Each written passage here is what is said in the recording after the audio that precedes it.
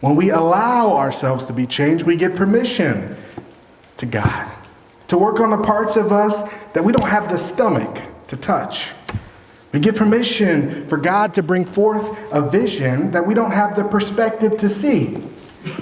And when we allow God to work, we give ourselves permission to experience the kind of glory that only those who surrender at the foot of God have the perspective to ever see. Only those people who surrender to God ever get the chance to really feel. And as we inch closer and closer to this season of Lent, change has been on my mind. And I've been thinking about this phrase, change my heart, oh God. You've heard that before, probably a time or two. It really resonates in our spirits. And that's one of our cries in this season.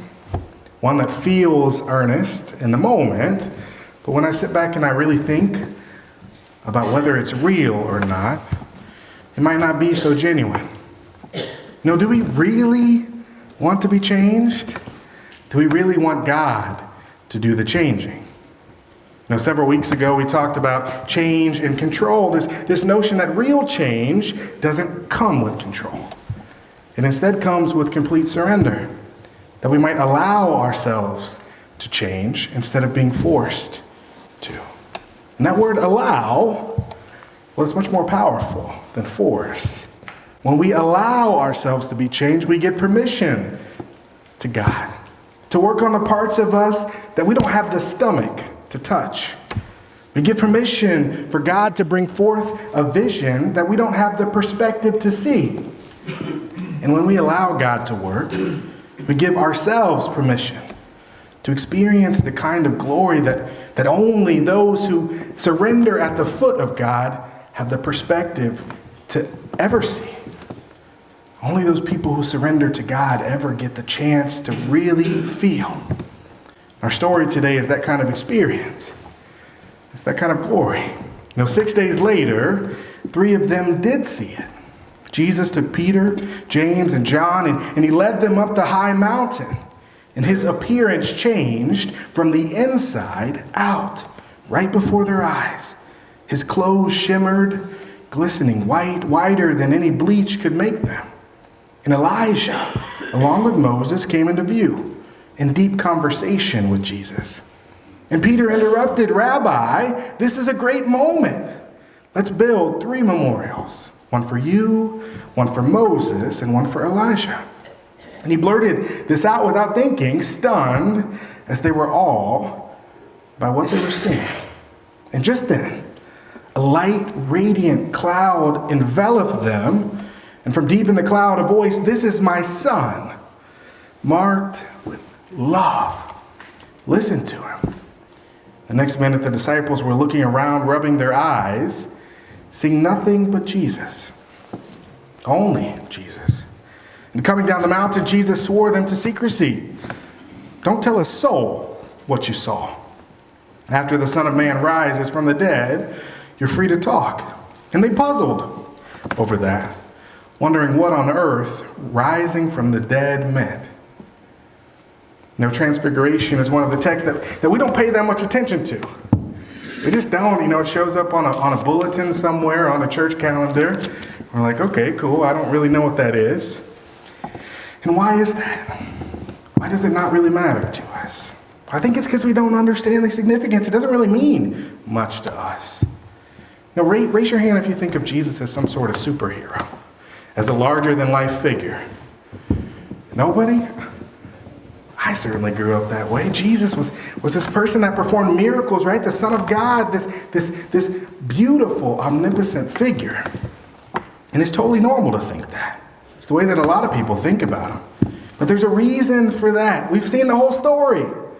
We've seen it all. We know the beginning, we know the middle, and we know the end. You ever watched a movie and then went back and watched it a second time and said, "Oh, I get it now. I understand that." Oh, wow, you feel completely different about what happens and about the characters. Everything suddenly takes on a new meaning when you know the outcome. Now, we've experienced the story of Jesus time and time again. So much so that we see Jesus as hero. We see Jesus as Messiah. We see Jesus as the Son of God. We see the miracles. We see the sacrifice. We see the resurrection. We see the light of the world. Even in this text, they were puzzled over what rising from the dead meant. Do you have any confusion about what that means anymore? We've seen it. We have to understand that the world, the disciples even, in this time, they weren't there yet. They hadn't seen the end of the story. In the Gospel of Matthew, there's this conversation that happens before the transfiguration. And it's important that we understand that conversation and we understand how the disciples might have looked at this moment. And the text says, from that time on, Jesus began to explain to his disciples that he must go to Jerusalem and suffer many things at the hands of the elders, the chief priests and the teachers of the law, and that he must be killed and on the third day be raised to life. And Peter took him aside and began to rebuke him. Never, Lord, he said, this shall never happen to you. And Jesus turned and he said to Peter, get behind me, Satan. You are a stumbling block to me. You do not have in mind the concerns of God, merely human concerns. And then Jesus said to his disciples, whoever wants to be my disciple must deny themselves and take up their cross and follow me. And whoever wants to save their life will lose it. But whoever loses their life for me will find it. You know, I can't help but think that Peter still had this exchange on his mind. That his spirit was heavy with the thought that Jesus was ultimately going to experience all of this suffering, all of this pain. You know, at this point, they trusted Jesus. They trusted in what he said and who he was.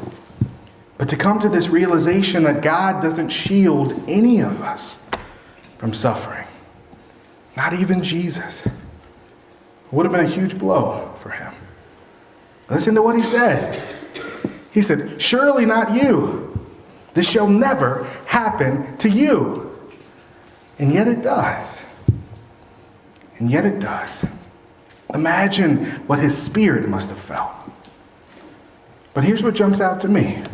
Whoever wants to be my disciple must deny themselves and take up their cross and follow me. Whoever wants to save their life will lose it. But whoever loses their life for me will find it. You know, that sounds an awful lot like surrender. Sounds an awful lot like allowing God to lead us where we're called to go. And on the heels of this exchange, Peter and James and John, they get to experience Jesus being changed. A transfiguration right in front of their eyes. 6 days later, 3 of them did see it. Jesus took Peter, James, and John, and he led them up the high mountain. And his appearance changed from the inside out. His clothes shimmered, glimmering whiter than any bleach could make them. And right there, in that very moment, Jesus changed from the inside out. And I don't know what you feel when you hear that text. I don't know how your soul stirs or how you feel it calls to you. But I do know what I feel. And that's hope. That no matter what suffering I might experience in this world, in this life, no matter how much hurt that I might encounter along the way, that there is glory waiting on the other side. That I may not know what the totality of this experience on life is going to be. I may not know what's to come down the road. But I do know that God is with me. And friends, I can't promise that life is going to be easy. But I can promise you that God's going to be with you, right there beside you through the entire journey. And I can assure you that God is directing your life in ways that you can't even begin to comprehend.